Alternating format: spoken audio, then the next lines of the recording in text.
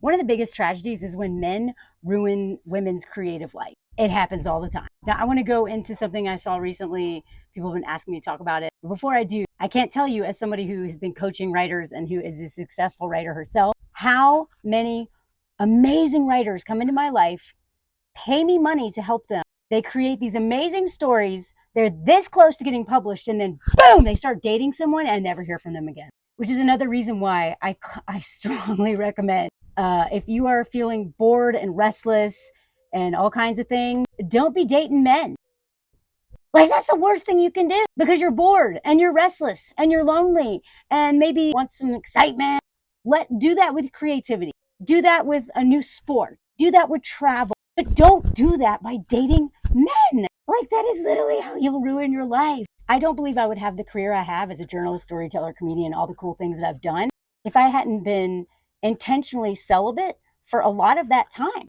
The least productive year of my life was the year that I was dating my first boyfriend at the age of 36. I literally had been doing all this while I've been doing storytelling, comedy. I'd started writing. I had a literary agent. I was like, set up to maybe go somewhere. And then I dated him. Didn't write a word the entire time I dated him because he was exhausting, right? You can't be creative. Creativity oftentimes comes from boredom, curiosity, exploration. You can't do all that when you are drained from managing the emotions of a king baby, especially an abusive one.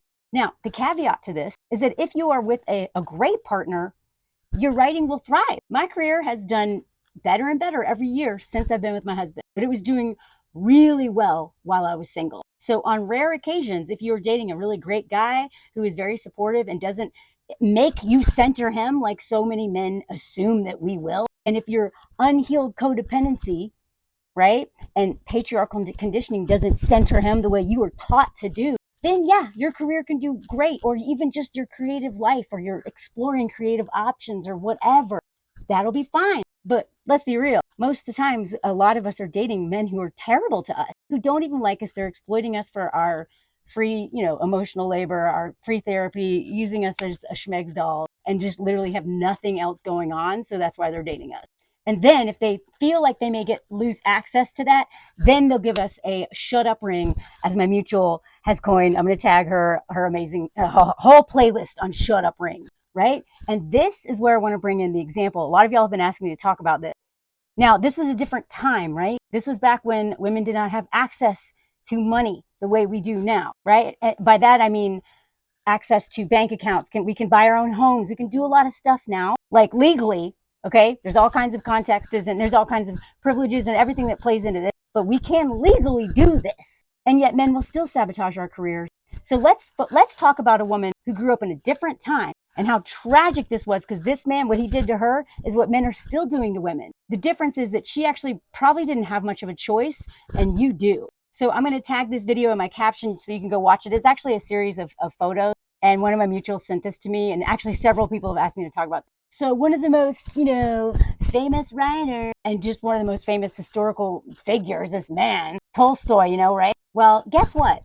His wife is why was so successful. And this whole series of her diary entries is so tragic. So one of the posts talks about how she was wondering why there weren't more women writers. And she says right out of the gate, it's because of the passion and abilities of energetic women are consumed by family, and love, and her husband, and the children, of course. Her other abilities are not developed. They remain embryonic and atrophy. And then when she's finally done finishing bearing all these kids and educating her kids and, meeting all their needs, and she's awakened, it's too late. She doesn't have the time to develop. Now, before I go into the next quote of her, so I did a little digging. I don't know a whole lot about this woman, and I don't have time to dig much. I'm sure y'all can add even more. But I like to at least know some context, right? So if you just go to the Wikipedia page on her, it says it all right here. Sorry, right here. So she was first introduced to Leo Tolstoy in 1862 when she was 18 years old. He was 34, 16 years her senior. That's the problem right there. She was so young. She's still a teenager. And this grown-ass man with a huge ego wants an energetic, young, naive woman to be his little muse and do all his labor. And boy, did he get that. So he gave her a written proposal, like, whatever. And then look at this. On the eve of their marriage, he gave her Diaries of his schmegzual exploits with a family servant. Sorry, the button was in the way. Schmegzual relations with female servants. And then, of course, he uses stuff from their life in his books. Okay, so first of all, this dude just sucks. Sounds like he was having whatever. I don't even need to go into all this. Read this yourself. Apparently, he fathered a child from another woman. This right here is the part that makes me so angry. This woman was pregnant 16 times, y'all. 3 of her pregnancies ended in miscarriage. They ended up having 13 children, and 8 of them survived childhood. This woman, okay, remember, this is old timey, okay? This is long ago. We know even today still, giving birth is it is the most traumatizing thing a woman can do. It is the most dangerous thing she will ever do. It's still dangerous today. Super dangerous, right? We know that. And especially for Black, Indigenous, and other women of color, especially Black women, right? Because of racism. But 13 children, y'all. How in the world is this woman ever going to have time to write? But you know what she did have time to do? Look at this. She was the copyist of War and Peace, copying and editing the manuscript 7 times from beginning to end at home at night by candlelight after children and servants had gone to bed, using an inkwell pen and sometimes requiring a magnifying glass to read her husband's note. This dude, she probably wrote those books, y'all. I'm sorry, but the editor is just as important as the writer. As a writer, I'm telling you, editors make my work. So this woman was giving him feedback, literally editing it, doing all the hard labor. And then this genius Ernest, and also getting pregnant or 16 times, 13 children, taking care of them. Like, oh my God. What's so funny is I see accounts of their marriage and they're like, they were madly in love when they got married. Yeah, it's easy to be madly in love when you're a teenager. But 50 years of marriage, they have a love-hate relationship. It sounds like exploitation. That's what it was down to. Look, she also copied his manuscripts and he listened to her opinion. So she's giving him feedback. Look at this, which was very gratifying to her. Sure, it was gratifying. Okay. It's because she's being useful outside of being a mom. This is the closest she could get because this man literally kept her hostage through pregnancy. And then people, like, I kept reading this stuff online being like, she was obsessively afraid that he'd written her out of the will. And I guess he overheard her searching through his study to make sure that he wasn't going to screw her. And then he left her. God, he left her and became like sick on the train and died. And the way this douchebag talks, they needed each other. Neither of them could have lived as full and rich lives without each other. Oh, really? Do you want to explain why? Do you think maybe patriarchy had something to do with that? No, this man needed her. She only needed him for money. So now let's get back to her diaries. This is so tragic. My husband is not my friend. He has been my passionate lover at times, especially as he grows older, but all my life I have felt lonely with him. By the way, I have also read that this douchebag was like talking about abstinence and celibacy and stuff. Like the dude got her pregnant 16 times.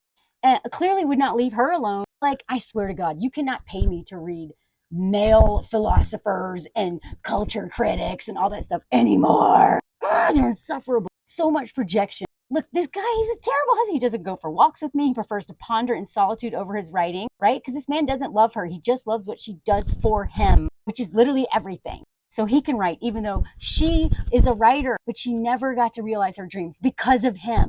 Look, he has never taken any interest in my children. My children. I'm glad she's honest about that. For he finds it difficult and dull. Look at this. This is so sad. She's like, at least I have served a great writer who is worthy of the sacrifice. I don't believe that part. I think maybe she told herself, well, at least I helped create an amazing writer. That's her legacy, is him. And that's so sad, y'all. This was from earlier. I'm completely at his service at present, and he is calm and happy. Once again, he consumes my life. They're parasites, y'all. Does this make me happy? Alas, no. I do my duties towards him, and there's some happiness in that, but at times I yearn for something different and have other desires. How many modern women can relate to that? How many single married moms out there who are full of creativity and dreams and all kinds of ideas for themselves, and this is their reality? And you know what? He was a jerk towards the end anyway.